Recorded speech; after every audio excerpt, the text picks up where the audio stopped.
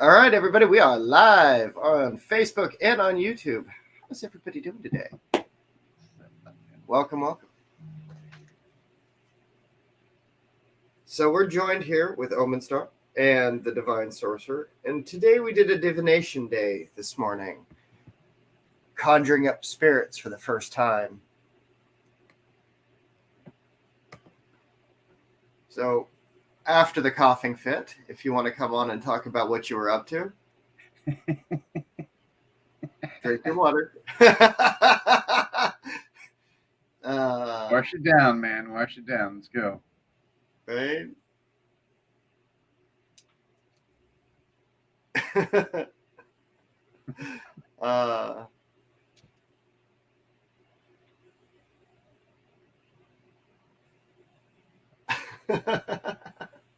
That must have been one hell of a hit.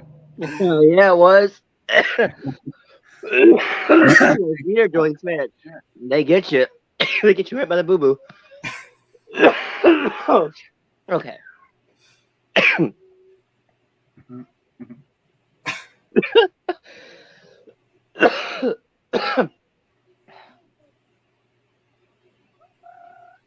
Okay, now what? What did you do this morning? Oh yes. I used my hi Daniel.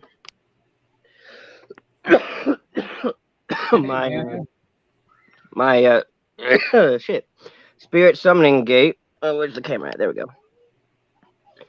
And spoke for the first time using a witch pendulum. Where'd it go? Oh, here it is. That I crafted myself to speak with the spirit for the first time. Yeah. I'm still trying not to die. I'm sorry.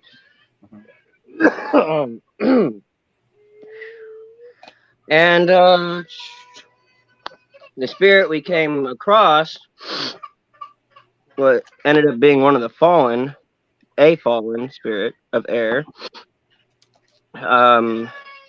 which was at like 12. It was about around 12 o'clock. And it was today's Wednesday. I'm not sure. How did you pronounce that? That's a really weird. Yeah. I'm not sure of its pronunciation. It's one of those where you've pulled the letters. Mm-hmm. So if you want to give the name spelling, you're welcome to, but if not, you don't have to keep it private. But you did get the name from doing divinations of, is the first letter of your name A? Is it B? Is it C? Yep. Is it D? And you went through the alphabet for each one of the letters of its name, and it gave you a threefold division of two vowels and a consonant, both of which represent air and Saturn, and you conjured from a gate of Saturn and air. So the representational meaning, the thing that you summoned up, was from Saturn and also air. Huh. If you're showering tonight. So that being a gate of Saturn, because it's got the symbol of Saturn in the center of it, it allows for that conjuration. Daniel, if you can hear me, you've got to connect your audio and visual. But when you did your summons, what did that feel like with that pull on that pendulum, so that people have you're on mute, by the way. Sorry. It felt like it wanted to rip the pendulum out of my hand. It was when it would answer, or when it would decide to whether it was going to answer a specific way, it would jerk it, almost like rip it out of my hands. And but still, it felt nice to actually be able to do that. So when you were doing that interaction between you and the spirit, right? Or between this, whatever it was, did you notice a difference between general divination with the pendulum and what you've experienced today with this thing trying to pull it out of your hand? Does that happen to you normally? No, normally it's just when I have my regular pendulum, not one I've handcrafted like this, it doesn't jerk like that. It's normally just a peaceful this way or that way type of thing. And this was different. What would you say for people that are looking to undergo that spell for the first time?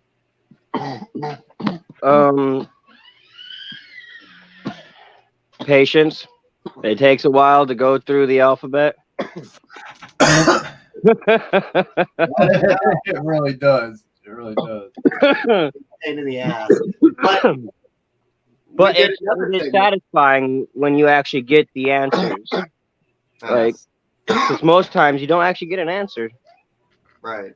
And that's one of those things. Daniel, welcome. Earlier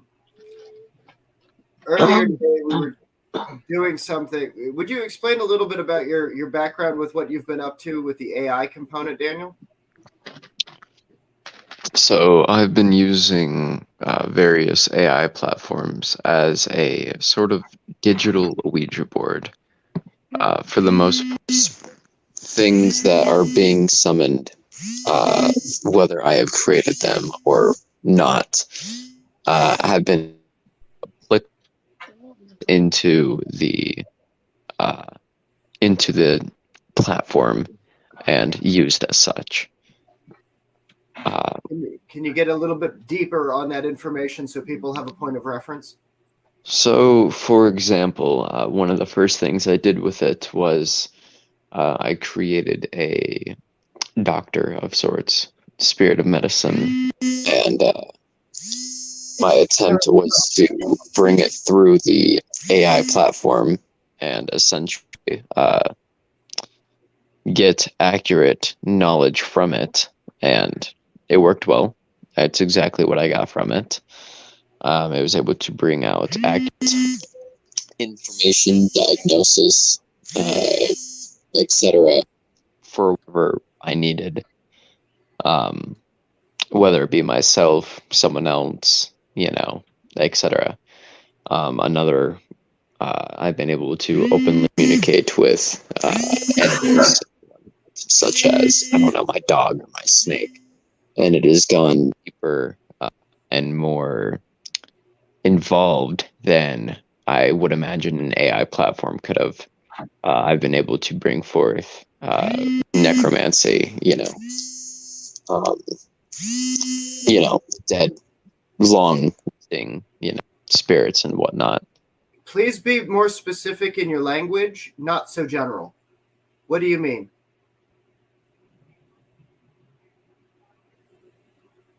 Daniel?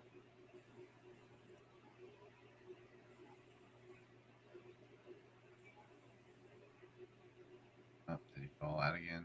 I think so. He said his internet connection was unstable. Yeah. Yeah. Are you back, Daniel? We're going to lose you? Back stream. Hello? Testing. So one of the things that Daniel has been doing is he's been trying to scry with using an AI platform. Trying to see if the world of light interacts with the world of matter in a different kind of way where it gives an exact response, as far as I understand it. I need Daniel to confirm with me once he gets back from his sojourn into the Darklands, as it were, with his lack of signal. Traveling into Midgard. Right, traveling into the dark world. So as we deal with these kinds of things, and he falls in again. He was able to determine an event that occurred simultaneously to his interaction with it.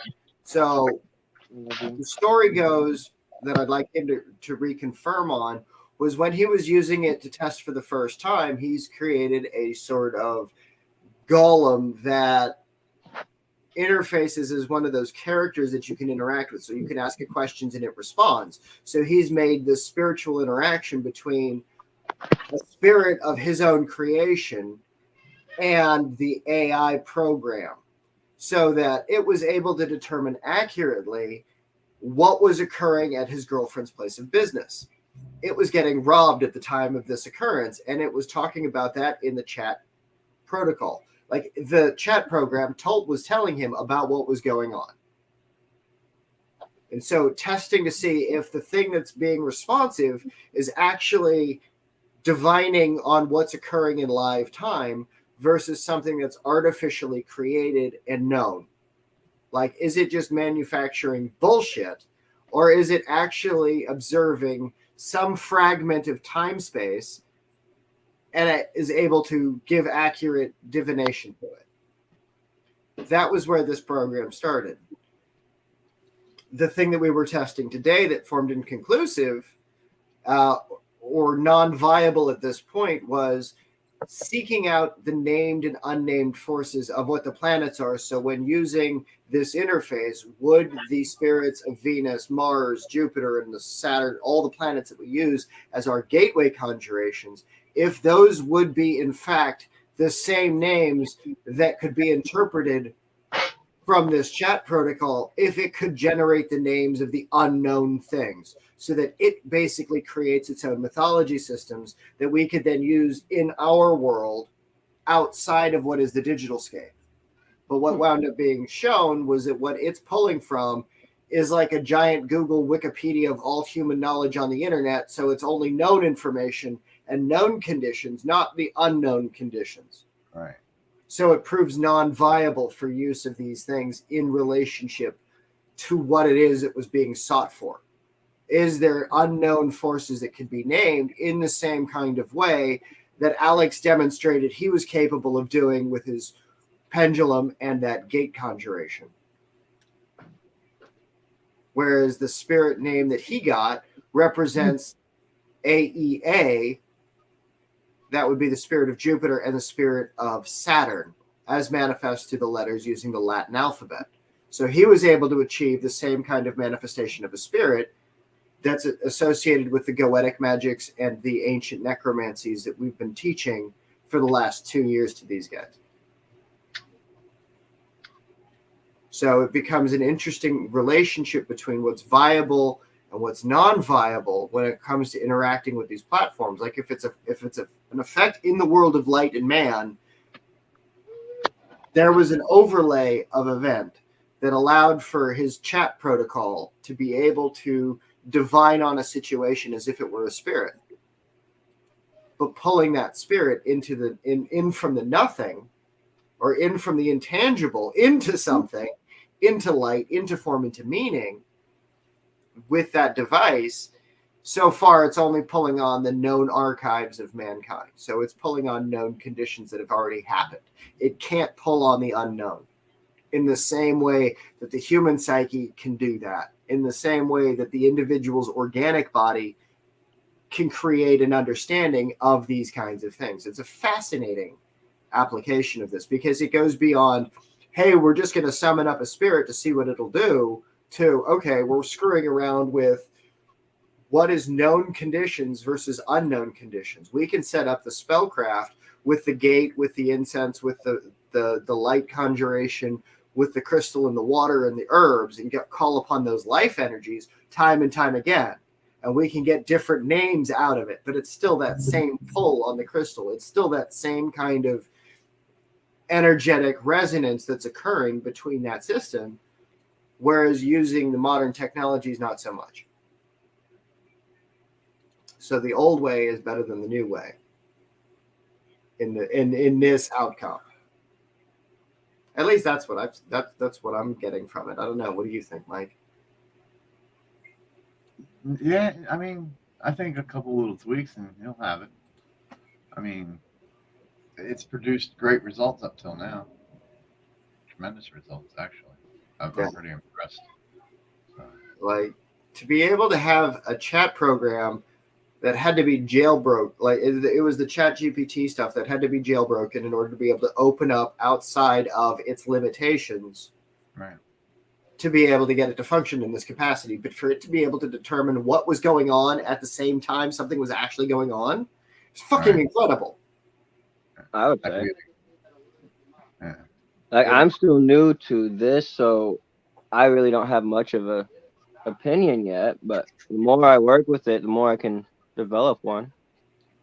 Well, and that's the thing about going live and talking about it today, because today was the first day you actually opened the gate after you made it. Right.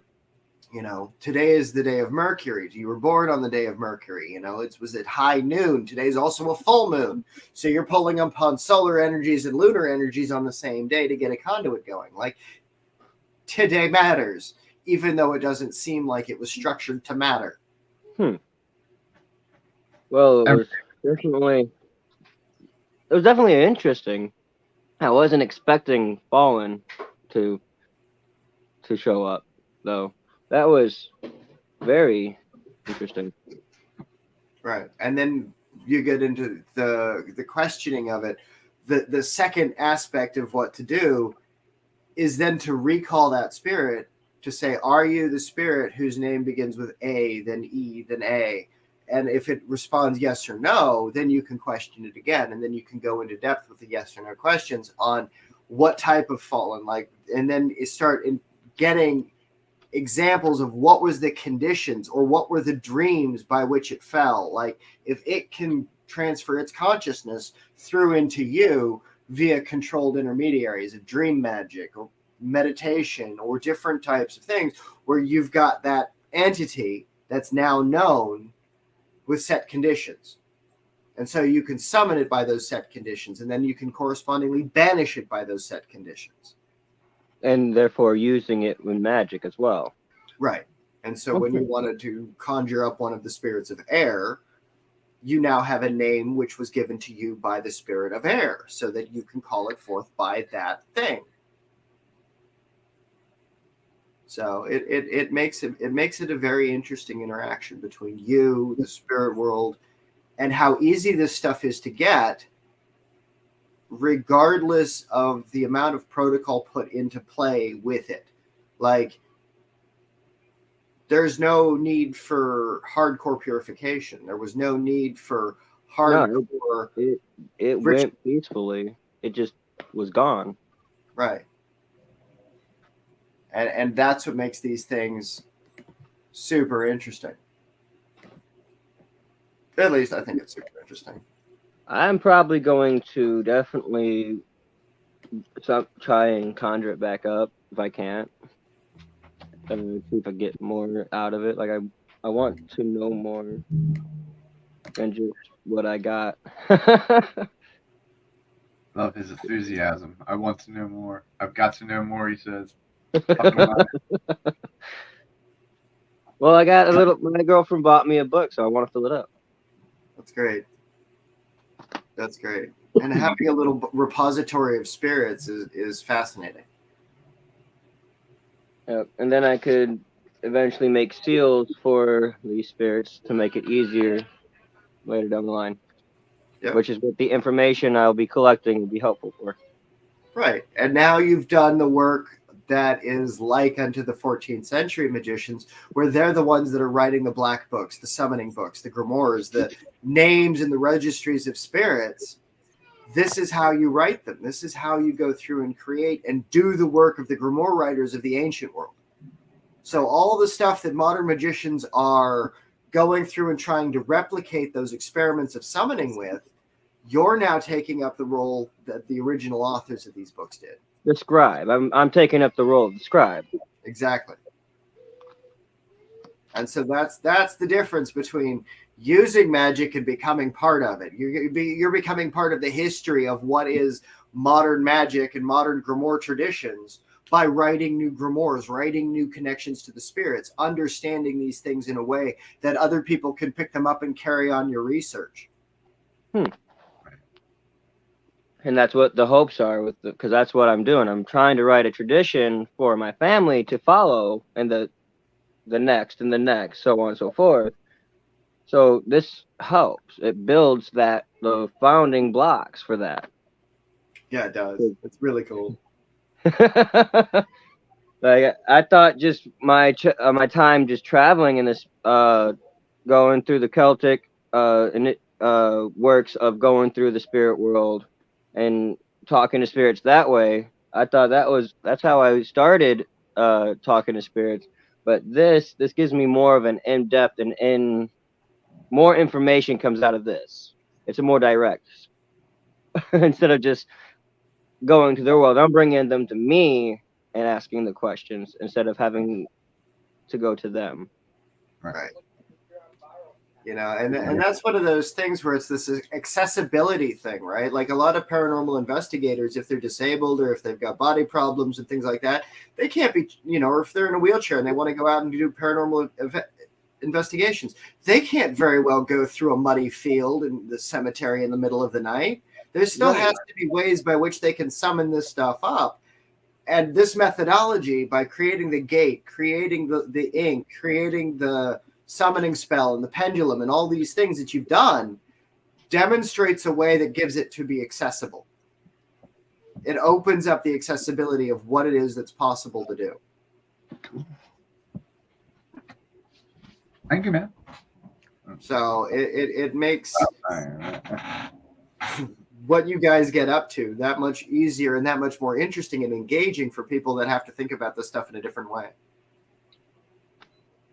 So you can still interact with the spirit if you never leave your house. You can still interact with the holy forces of what is benevolent, or in this case, the fallen, in safe ways where you can summon it and dismiss it without it being a corruption of space. Right.